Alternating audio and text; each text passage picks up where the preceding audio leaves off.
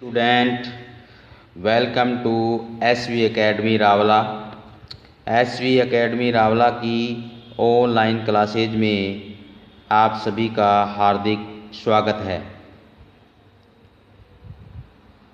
आज हम class 7 subject Hindi पाठ्यपुस्तक वसंत भाग 2 में लेसन नंबर 5 मिठाई वाला पाठ को पढ़ रहे हैं। पिछली वीडियो में इस पाठ को स्टार्ट कर दिया गया था, लेकिन आज इसे वापस पुनः शुरू से ही वापस पढ़ा रहा हूँ। तो आइए शुरू करते हैं। लेसन नंबर 5 मिठाई वाला।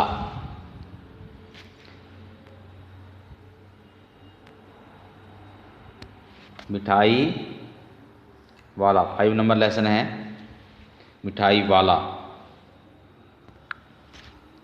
बहुत ही मीठी स्वरों के साथ वह गलियों में घूमता हुआ कहता, बच्चों को बहलाने वाला, खिलौने वाला।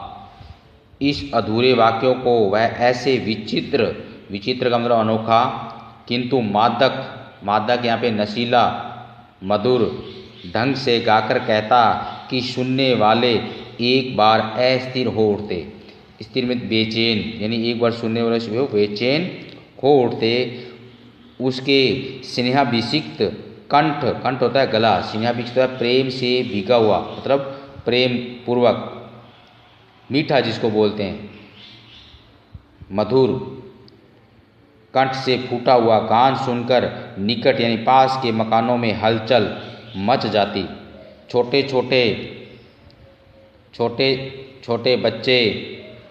बच्चों को अपनी गोद में लिए हुई युवतियाँ चिकों को उठाकर, चिकों होता है बांस की तीलियों से बने पर्दे, यानी चिकों उसको कहते हैं। जैसे मतलब पर्दे पहले बांस की तीलियों से बने हुए पर्दे चलते थे, लेकिन धीरे धीरे समय के अनुसार अब अकॉर्डिंग वो कपड़े के बनने लगे हैं। तो चिकों का मतलब बांस की तीलियों से बने पर्दों को उठाकर छज्जों का मतलब ऊपर के मकान से ही जो निकला हुआ छज्जा होता है बाहर कार्निक्स के में पर नीचे झाँकने लगती। गलियों और उनके अंतर्व्यापी छोटे उद्यानों में खेलते और इठलाते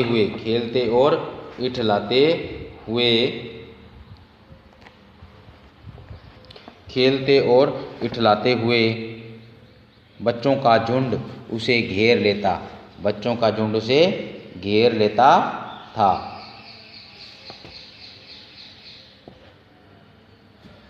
वह खिलौने वाला वहीं बैठकर खिलौनों की पेटी खोल देता था।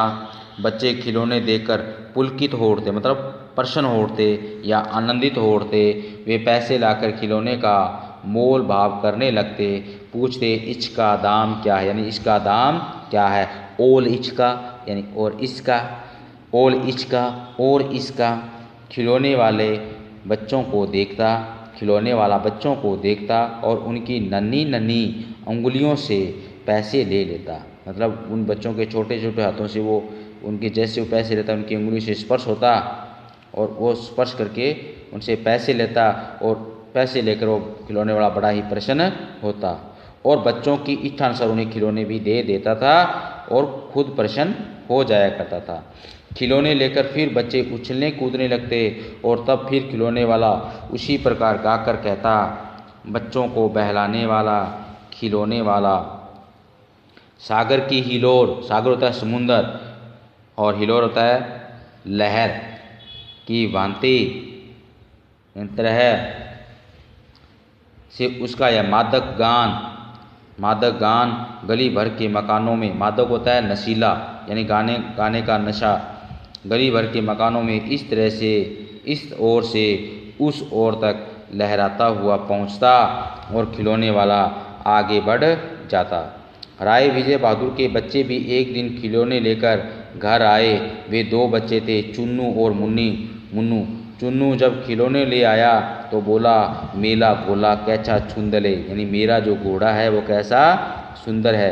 मुन्नू बोला ओल देखो, यानी और देखो, मेला कैसा छुंदले, और मेरा कैसा सुंदर है। नेक्स्ट पेज, इसी तरफ भी दिखाई दे रहा है। दोनों अपने हाथी घोड़े लेकर घर भर में उछलने लगे। मतलब बच्चे जैसे खिलौने लेते वो बड़े प्रसन्न होते और घर भर में यानी घर में उछलते कूदते रहते। इन बच्चों की माँ रोहिणी कुछ देर तक खड़े खड़े उनका खेल निरखती रही, मतलब निहारती रही, देखती रही।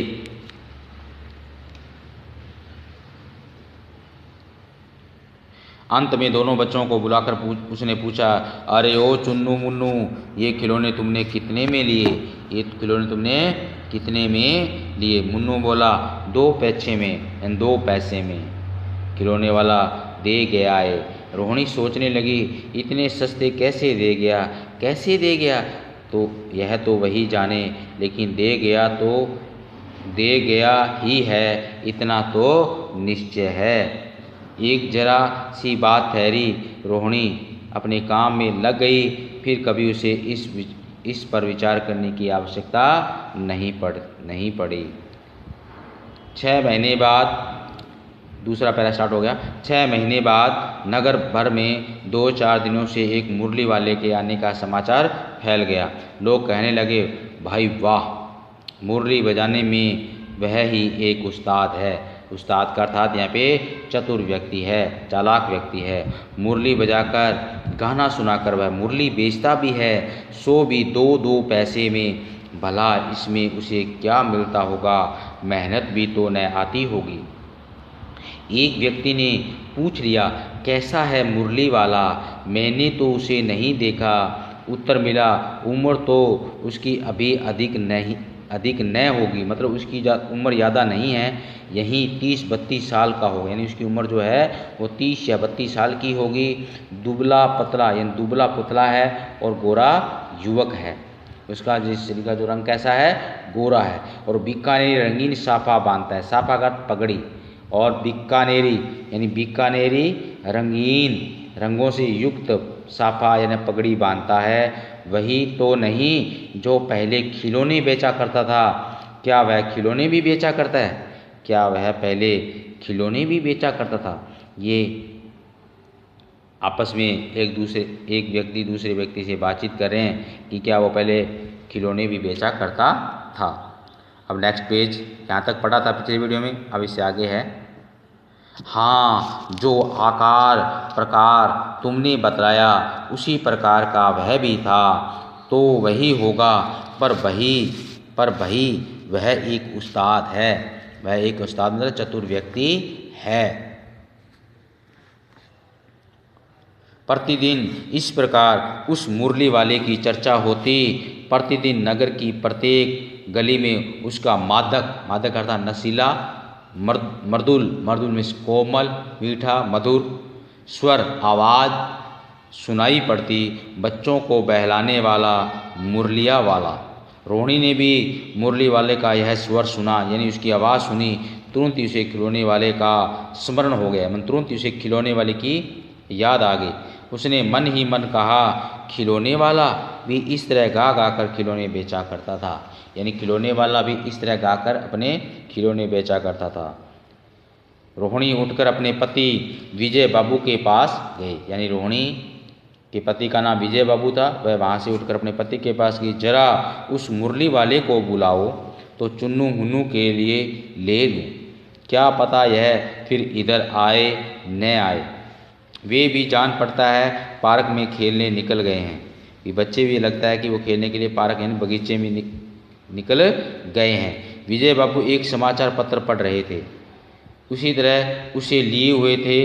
वे दरवाजे पे आकर मुरली वाले से बोले, क्यों भाई, किस तरह देते हो मुरली, यानी मुरली किस तरह देते हो? किसी की टोपी गली में गिर पड़ी, किसी का जूता पार्क में ही छूट गया, और किसी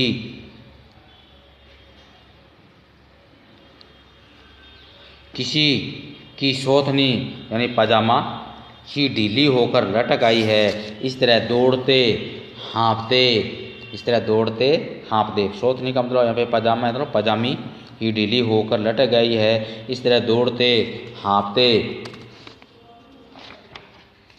दौड़ते हाँफते। आगे नेक्स्ट पेज।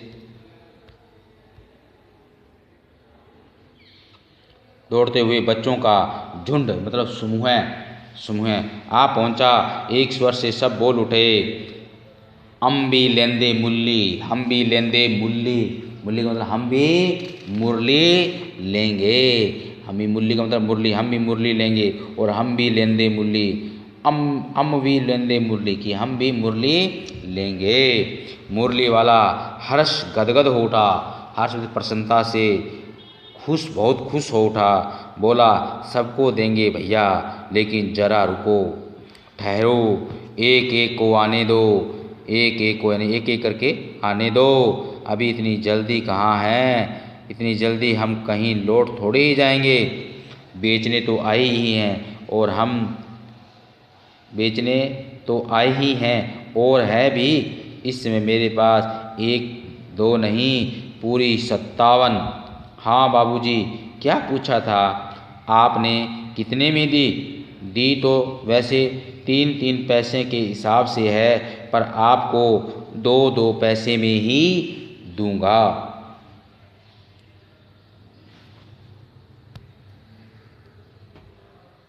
विजय बाबू भीतर बाहर आकर दोनों रूपों में मुस्कुरा दिए। भीतर मतलब मन ही मन में, मन ही मन कहने लगे, कैसा देता है, सबको इसी भाव से देता, तो सबको इसी भाव से है, पर मुझ पर उल्टा एहसान लाद रहा है। मुझ पर एहसान मीन्स नेकी, मदद, मतलब मुझ पर ये कृतज्ञ कर रहा है। फिर बोले, तुम लोगों को झूठ बोलने की आदत होती है, तुम लोगों को झूठ बोलने की आदत होती है। देते होंगे सभी को 2-2 पैसे में, पर एहसान का बोझा मेरे ऊपर ही लाद रहे हो। मतलब लादना, डालना, मतलब मेरे ऊपर तुम डाल रहे हो। मेरे पर एहसान मतलब यानी मदद, यानी मेरी मदद करने का एहसान मुझ पर डाल रहे हो, मेरी मदद करने का वजन मुझ पर ही डाल रहे हो। हो जाता है वजन। मुरली वाला एकदम अप्रतिम हो उठा, अप्रतिम हैरान, आश्चर्यचकित। बोला, आपको क्या पता बाबूजी कि इसकी असली लागत क्या है? यह तो ग्राहकों का दस्तूर होता है, दस्तूर में रिवाज होता है कि दुकानदार चाहे हानि उठाकर चीज़ क्यों न बेचे, पर ग्राहक यही समझते हैं दुकानदार मुझे लूट रहा है। आप भला काहे को विश्वास करेंगे, कि आप भला मुझ पर क्यों विश्वास करेंगे? लेकिन सच पूछिए तो बाबूजी, असली दाम 2 ही पैसा है। आप कहीं से 2 पैसे में ये मुरली नहीं पा सकते। मैंने तो पूरी 1000 बनवाई थी, तब मुझे इस भाव में पड़ी है। यानी एक साथ मैंने 2000 बनवाई है, इसलिए मुझे यानी 2 पैसे के हिसाब से ये मुरलियाँ पड़ी है। भाव का अर्थ है कीमत। विजय बाबू बोले, अच्छा मुझे ज़्यादा वक्त नहीं है, जल्दी से 2 ठो निकाल दो, यानी जल्दी से 2 मुरलियाँ निकाल दो। 2 मुरलियाँ लेकर विजय बाबू फिर मकान के भीतर पहुंच गए। मुरली वाला देर तक उन बच्चों के झुंड में मुरलियाँ बेचता रहा। उसके पास कई रंग की मुरलियाँ थी। बच्चे जो रंग पसंद करते, मुरली वाला उसी रंग की मुरली निकाल देता। यह बड़ी अच्छी मुरली है, तुम यही ले लो बाबू। राजा बाबू, तुम्हारे लायक तो बस यह है। हाँ भैये, तुमको वही देंगे, ये लो। तुमको वैसी न चाहिए, यानी तुमको वैसी नहीं चाहिए?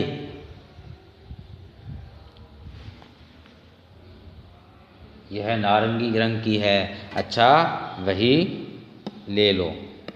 तो ये था प्रिय बच्चों अभी लेसन मिठाई वाला। अभी लेसन थोड़ा बड़ा है, इसलिए आज पूरा नहीं हो सकता। अगले नेक्स्ट वीडियो में हम इस पाठ को पूरा करने की कोशिश करेंगे। आज के लिए बच्चों इतना ही। मैं आपसे आग्रह करूँगा कि आप इसे घर बैठकर आप इसे घर पर बैठकर इस पाठ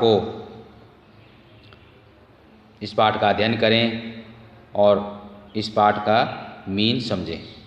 तो आज के लिए बच्चों इतना ही। धन्यवाद। जय हिंद, जय भारत।